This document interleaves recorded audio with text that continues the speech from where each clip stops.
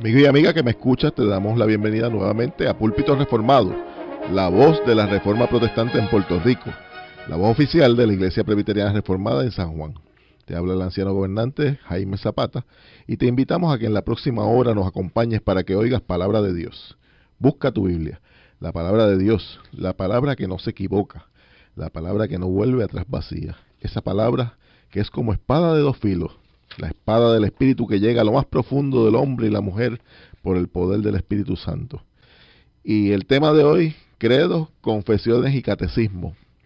Te invitamos a que tomes tu Biblia, la palabra de Dios, búscala en Primera de Timoteo, capítulo 6, versículos del 3 al 4, y Segunda de Timoteo 1, del 13 al 14. El hermano Ángel Carrasquillo hará las lecturas. Dice así la palabra del Señor. Si alguno enseña otra cosa y no se conforma a las sanas palabras de nuestro Señor Jesucristo y a la doctrina que es conforme a la piedad, está envanecido, nada sabe y delira acerca de cuestiones y contiendas de palabras, de las cuales nacen envidias, pleitos, blasfemias, malas sospechas. Y en 2 de Timoteo 1, de 13 y 14 dice: retén la forma de las sanas palabras que de mí oíste, en la fe y amor que es en Cristo Jesús. Guarda el buen depósito por el Espíritu Santo que mora en nosotros. Amén. Hermanos, desde los orígenes de la iglesia, la convicción de que la sola palabra de Dios es la regla de fe y conducta, dio forma a todo lo que significó el desarrollo de la iglesia. Pronto la iglesia necesitó definir de manera clara, libre de malos entendidos, de manera resumida y estructurada, el significado de la forma de la sana doctrina.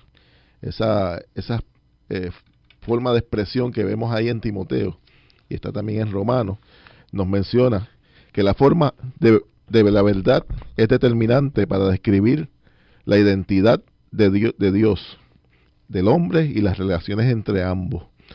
Existiendo la posibilidad de formas ilegítimas de doctrina, hay por tanto que limitar el campo en el cual los conceptos bíblicos son verdad o se salen de la verdad.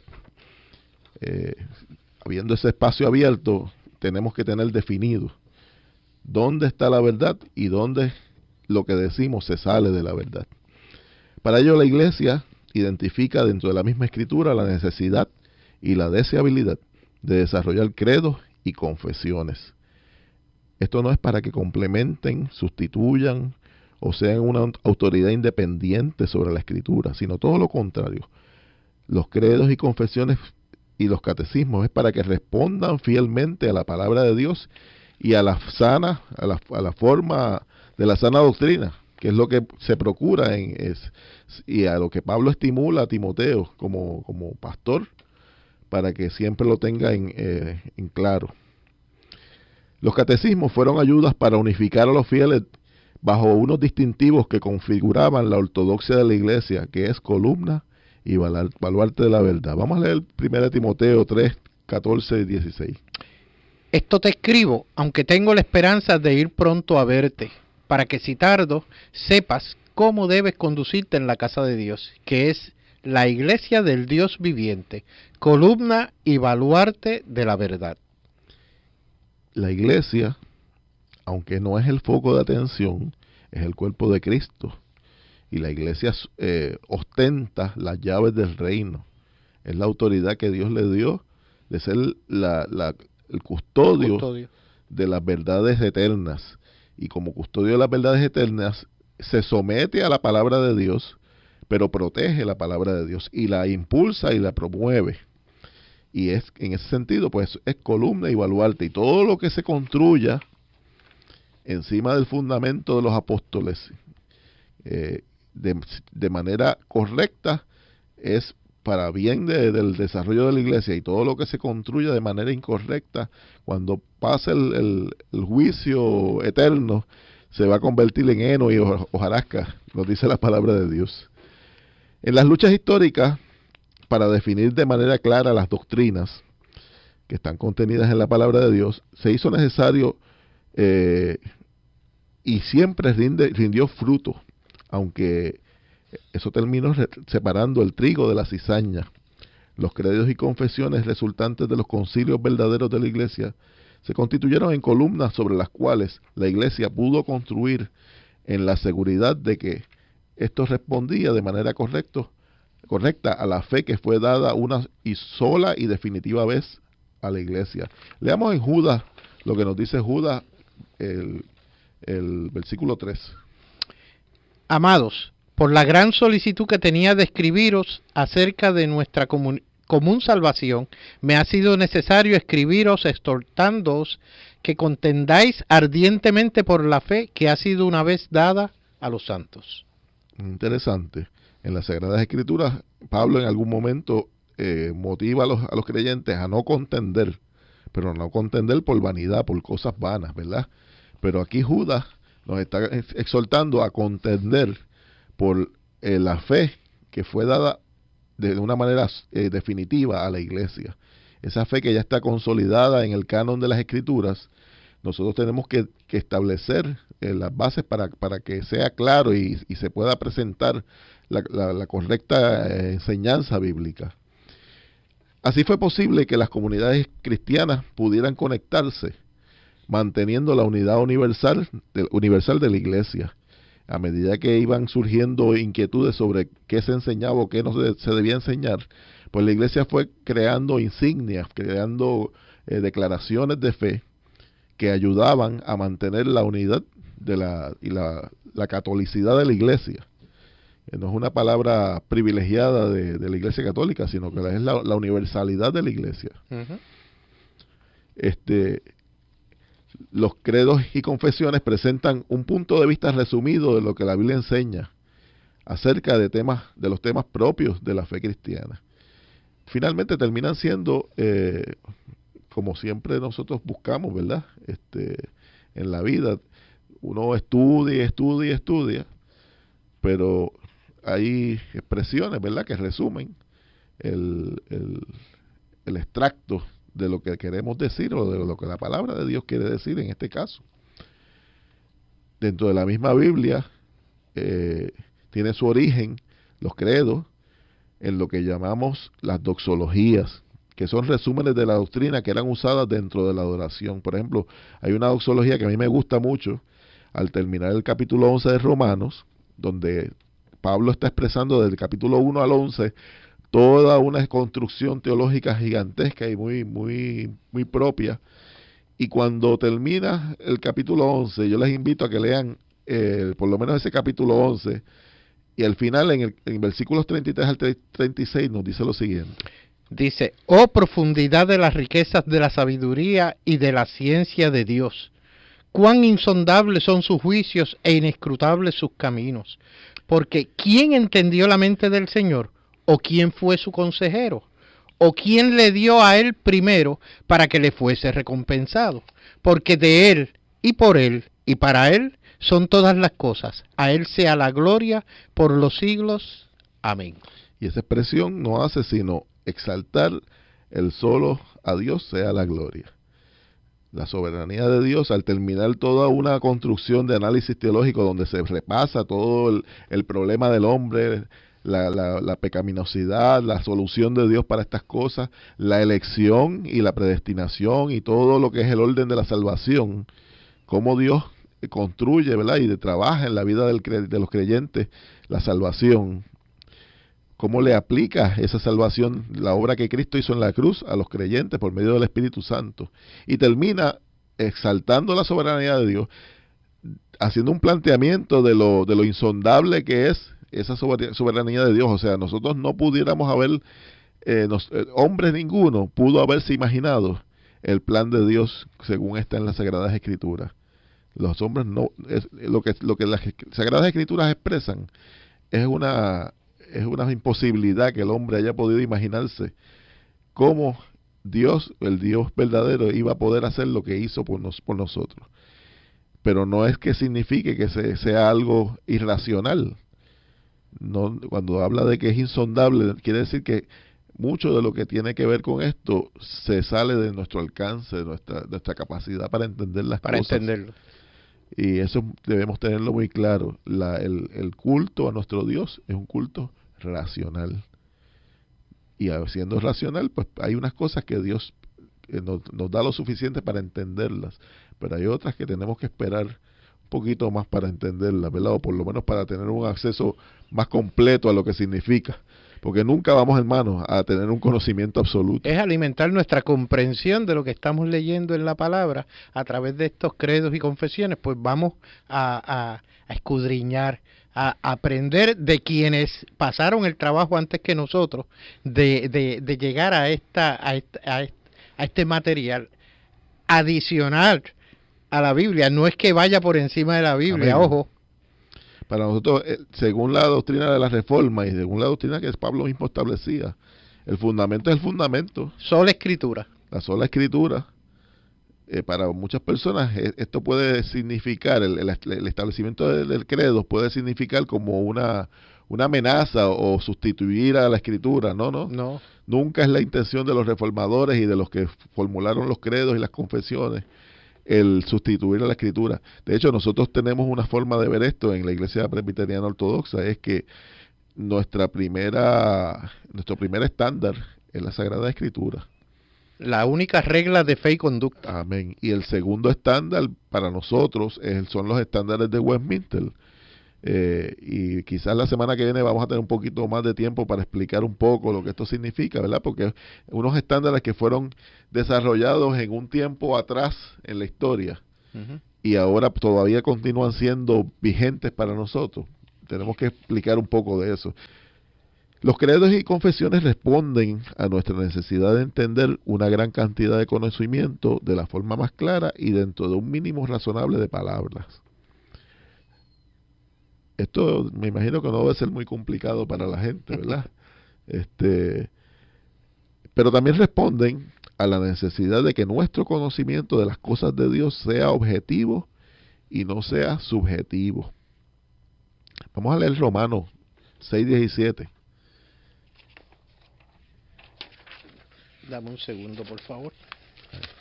Dice así la palabra del Señor: pero gracias a Dios que aunque erais esclavos del pecado, habéis obedecido de corazón a aquella forma de doctrina a la cual fuisteis entregados. Ese versículo, hermano, es muy interesante y muy importante, porque establece varias cosas. Establece la premisa de que nosotros los seres humanos, los que Dios nos dio el privilegio, la concesión, Dios condescendió con nosotros de revelarnos su verdad y decirnos, pues mira, por aquí es que va la cosa. Y mostrar en Cristo Jesús finalmente lo que era la salvación para nosotros. Eso que hizo Dios es algo que es objetivo, que es claro, que no está sujeto a unas interpretaciones, y menos cuando lo que nos dice la premisa del pasaje de Pablo es que nosotros somos pecadores. Tenemos dos naturalezas, santos y pecadores al mismo tiempo. Así que el hombre, al interpretar las cosas de Dios, debe utilizar las herramientas de la palabra de Dios. Debe buscar que la palabra de Dios misma sea interpretada, porque nosotros no estamos en la condición espiritual suficiente para ser intérpretes de la palabra de Dios. Y la palabra de Dios nos menciona dos cosas. Una, que la palabra es nuestra guía, y otra, que el Espíritu Santo de Dios, que Dios nos posó al Espíritu Santo de Dios en nuestras vidas y nos privilegió con esa presencia permanente y constante, guiándonos a toda verdad. Esa es nuestra ayuda. Pero el Espíritu, no podemos confundir lo que son nuestras imaginería subjetiva de la mente con lo que es la obra del Espíritu Santo. El Espíritu Santo simplemente trabaja dentro de lo que es el sustrato de las palabras de Dios. Amén. O sea, de hecho, a pesar de lo que muchas veces hay personas que dicen que traen mensajes del Espíritu Santo, que el Espíritu Santo lo lleva a tal cosa. Mire, cuando ese mensaje del Espíritu Santo está fuera del mensaje escritural, oiga, tenemos un problema serio, porque esa no es la tarea del Espíritu. La tarea del Espíritu es llevarnos a entender ese mensaje de la Biblia, guiarnos hacia esa verdad, no hacia la verdad que nosotros como hombres podamos o querramos establecer en la vida de nosotros o de una congregación. Así, la palabra nos invita a tener comunión con los creyentes y compasión con los que no lo son. De hecho, nos invita a rechazar a aquellos que se dicen ser cristianos, pero que en realidad son herejes peligrosos. Porque, hermano, ¿qué es la iglesia? La iglesia no es un club social. Como muchos piensan. No es un Ateneo, como tenemos aquí en Puerto Rico, tremendo, un recurso para fomentar la cultura y la libre expresión de todo tipo de ideas.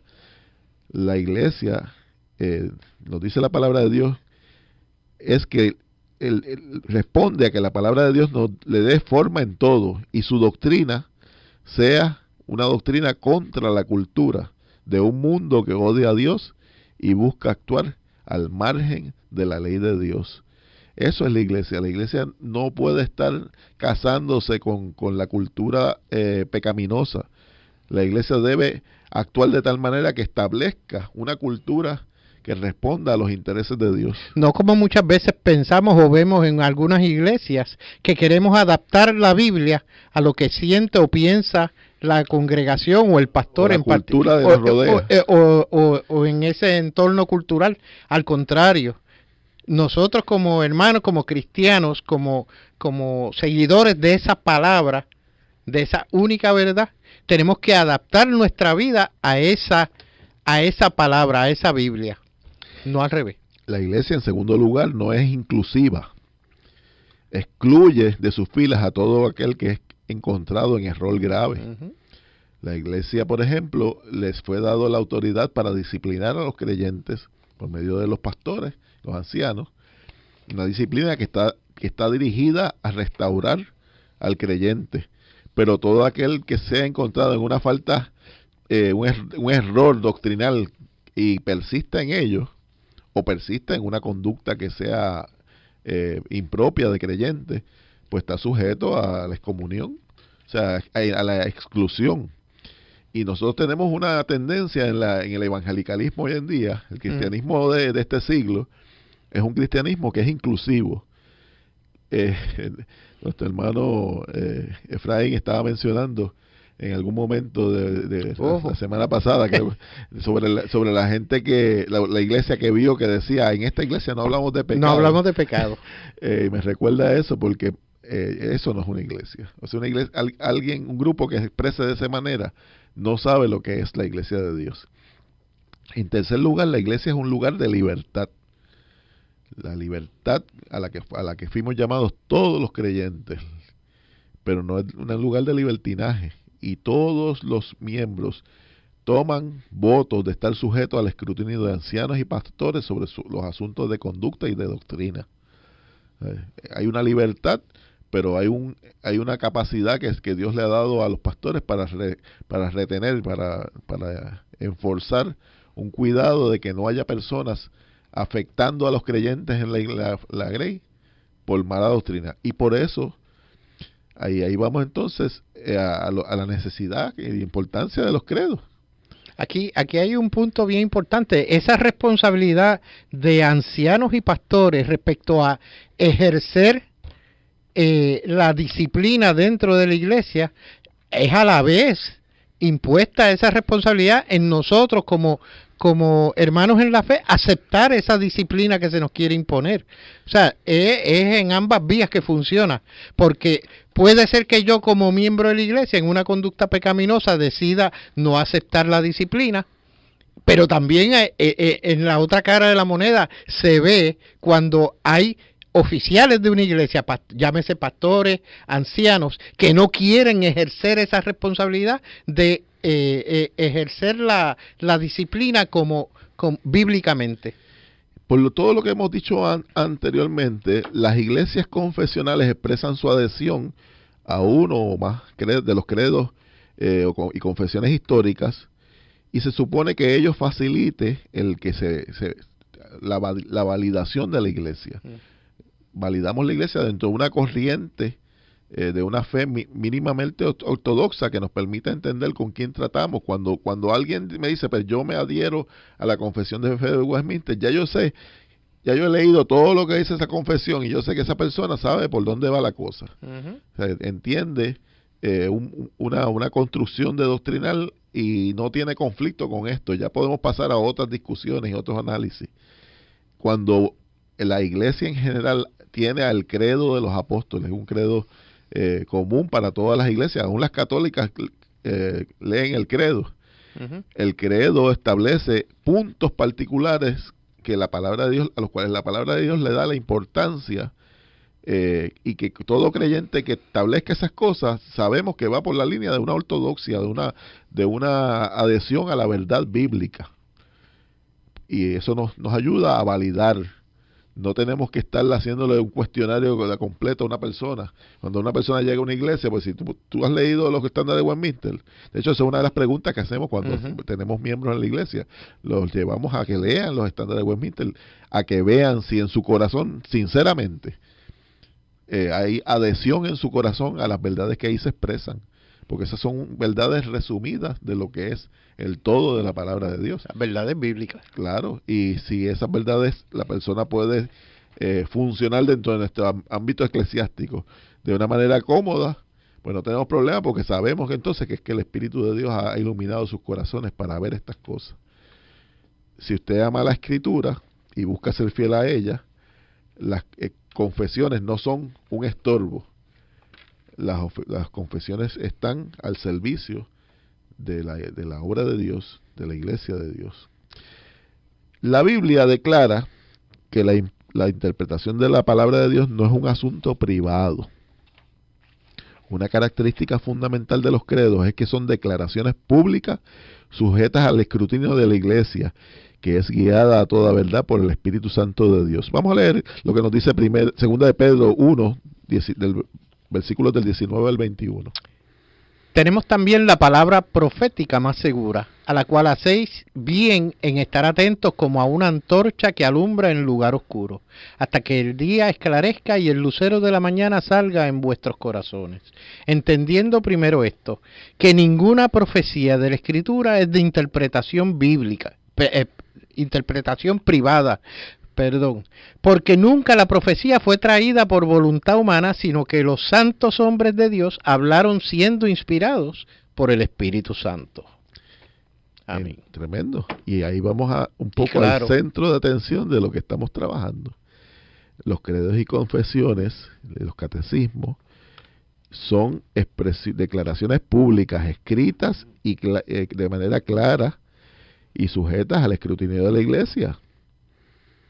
Cuando un creyente declara ser no confesional, o sea, que cree que la sola palabra de Dios, que solamente usa la palabra de Dios suficiente, ¿verdad?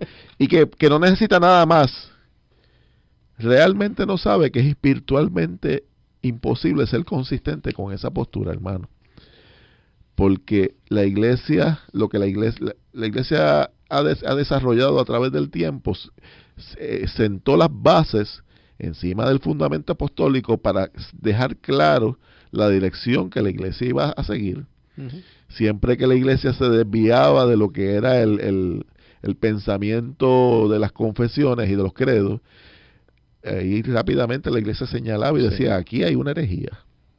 Y a través de la historia de la iglesia se conoce ya y están claros los puntos en que la iglesia declaró, mira, esto es un hereje, esto es una herejía. Señaló personas y señaló conductas y doctrinas. Y es interesante para nosotros, los estudiosos de la teología sistemática, que en lo que se llama el evangelicalismo hoy en día está plagado de cosas que en la historia de la iglesia fueron reconocidas como herejía. Es más, en tiempos donde la herejía se castigaba con la muerte. O sea, y llegó a haber hasta ese tipo de expresión que no entendemos que era razonable de parte de la iglesia, ¿verdad? Era un extremo. Pero cuando se hablaba de herejía, se hablaba de algo que era sumamente serio. Y el hecho de que alguien no tenga un credo escrito no lo exime de que su credo esté implícito. Más aún, hay más peligro en estar sujeto al error de interpretación cuando nuestra doctrina es privada. Porque usted puede tener un credo implícito y usted creer una serie de cosas implícitamente de la forma como usted ve la Escritura. Pero hay una ventaja en los credos y confesiones, y es que las formulaciones históricas de los credos y confesiones fueron el resultado de trabajo de hombres llamados por Dios que no eran neófitos. Esa gente se conocían la Biblia de tapa a tapa. Esa gente había estudiado el desarrollo histórico de la teología sistemática hasta ese momento, hasta el momento en que los desarrollaron. Y estaban a la vanguardia en el sentido de que conociendo la Escritura de manera completa y concreta, podían determinar qué era lo que en su contexto la Biblia estaba enseñando. De hecho, esa es la base de todo. En las reglas de interpretación bíblica, la primera y quizás la base es que la Biblia se interpreta a sí misma. Amén. No da margen a que nosotros aportemos, sencillamente es el conocimiento de ese enlace de los distintos versículos, de los libros que existen en la Biblia. Con eso se interpreta la Biblia a sí misma y sacamos la sana doctrina, que es la regla, que es la base. Amén. Nada más. O sea, pero la Biblia se interpreta a sí misma. Cuando usted vea que alguien aporta de su persona, de su conocimiento a algo que la Biblia es clara, oiga, tenga cuidado y llame la atención a eso. Y si usted no ha leído la Biblia completa, usted no me diga a mí que usted tiene la capacidad de entender lo que la Biblia enseña. Amén. Y estas personas de las que estamos hablando, que hicieron el trabajo histórico Exacto. de las formulaciones de los credos y confesiones, que no eran neófitos, ellos realizaron una labor teológica estando bien capacitados para esa tarea y utilizando las herramientas de interpretación que se encuentran dentro de la misma palabra de Dios. El hecho mismo de que estas formulaciones fueran públicas y universales es muy significativo.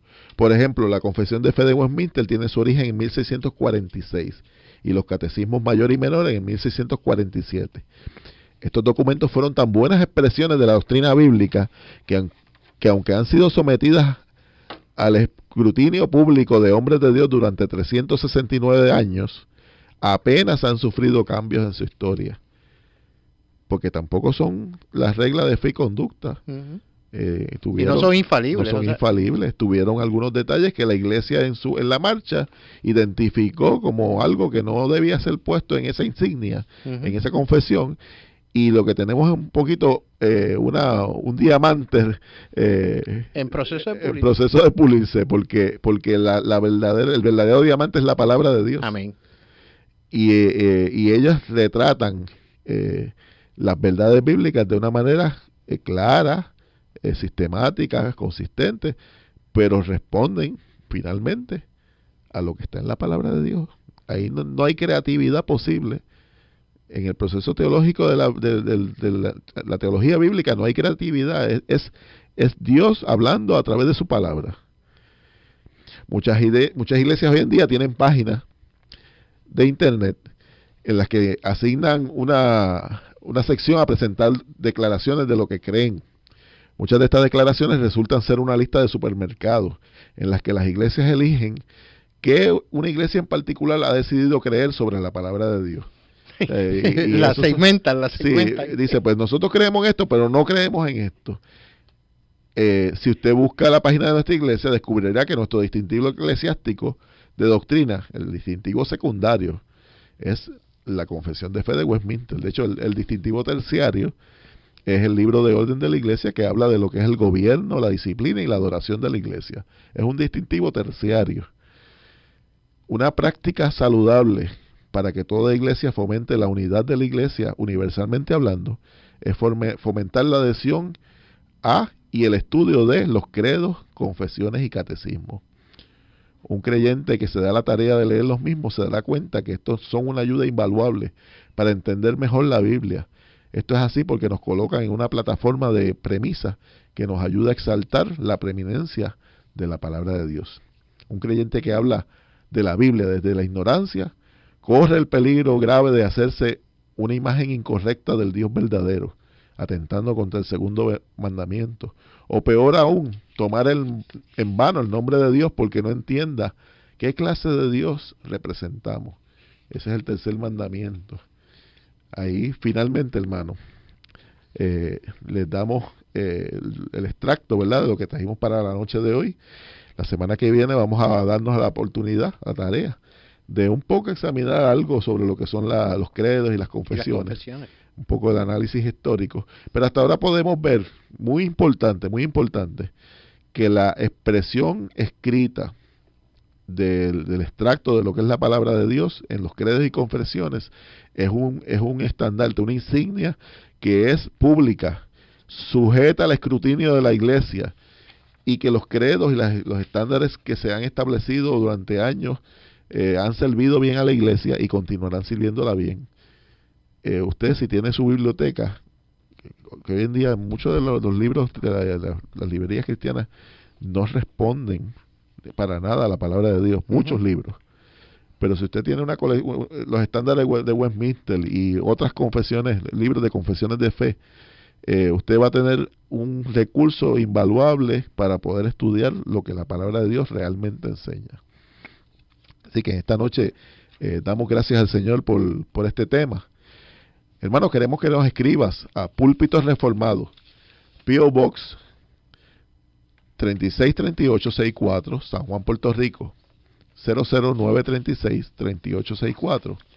Si te interesa que este programa se mantenga en el aire, puedes enviar tu ofrenda a nombre de la Iglesia Presbiteriana Reformada a la misma dirección, Púlpitos Reformados, P.O. Box 363864, San Juan, Puerto Rico, 00936-3864.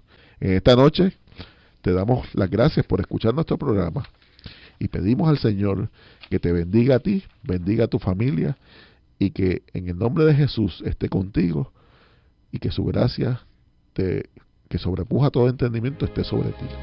Dios te bendiga.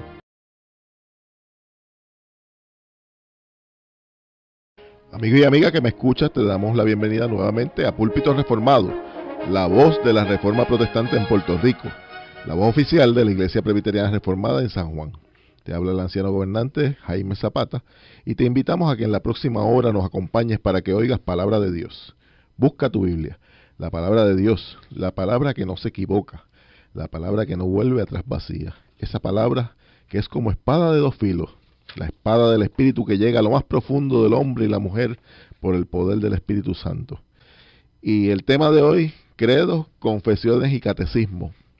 Te invitamos a que tomes tu Biblia, la palabra de Dios, búscala en Primera de Timoteo, capítulo 6, versículos del 3 al 4, y Segunda de Timoteo 1, del 13 al 14. El hermano Ángel Carrasquillo hará las lecturas.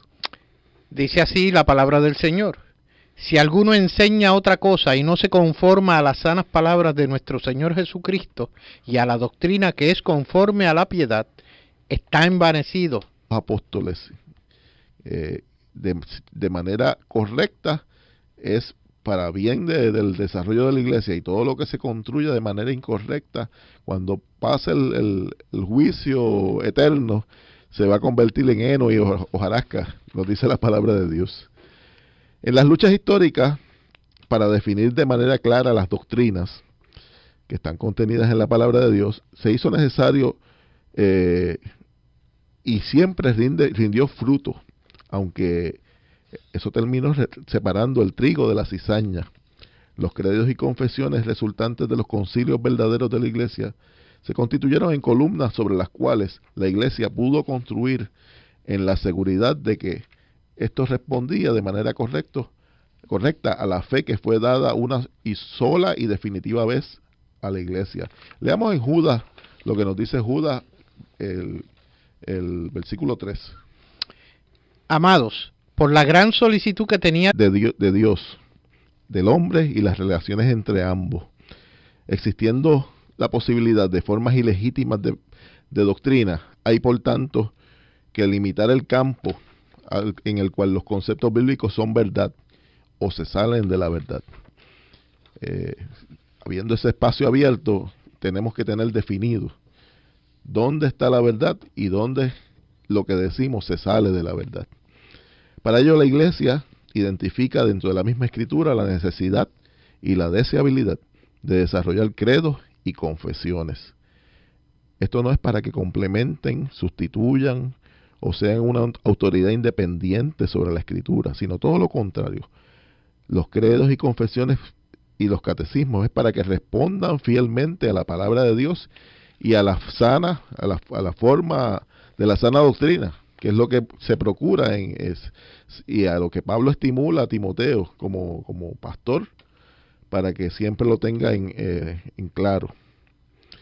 Los catecismos fueron ayudas para unificar a los fieles bajo unos distintivos que configuraban la ortodoxia de la iglesia, que es columna y baluarte de la verdad. Vamos a leer 1 Timoteo 3, 14 y 16. Esto te escribo, aunque tengo la esperanza de ir pronto a verte, para que si tardo, sepas cómo debes conducirte en la casa de Dios, que es la iglesia del Dios viviente, columna y baluarte de la verdad. La iglesia, aunque no es el foco de atención, es el cuerpo de Cristo. Y la iglesia ostenta las llaves del reino. Es la autoridad que Dios le dio de ser el custodio de las verdades eternas. Y como custodio de las verdades eternas, se somete a la palabra de Dios, pero protege la palabra de Dios y la impulsa y la promueve. Y es en ese sentido, pues, es columna y baluarte. Y todo lo que se construya encima del fundamento de los... Nada sabe y delira acerca de cuestiones y contiendas de palabras, de las cuales nacen envidias, pleitos, blasfemias, malas sospechas. Y en 2 de Timoteo 1, de 13 y 14 dice: retén la forma de las sanas palabras que de mí oíste, en la fe y amor que es en Cristo Jesús. Guarda el buen depósito por el Espíritu Santo que mora en nosotros. Amén. Hermanos, desde los orígenes de la iglesia, la convicción de que la sola palabra de Dios es la regla de fe y conducta dio forma a todo lo que significó el desarrollo de la iglesia. Pronto la iglesia necesitó definir de manera clara, libre de malos entendidos, de manera resumida y estructurada, el significado de la forma de la sana doctrina. Esa forma de expresión que vemos ahí en Timoteo, y está también en Romanos, nos menciona que la forma de la verdad es determinante para describir la identidad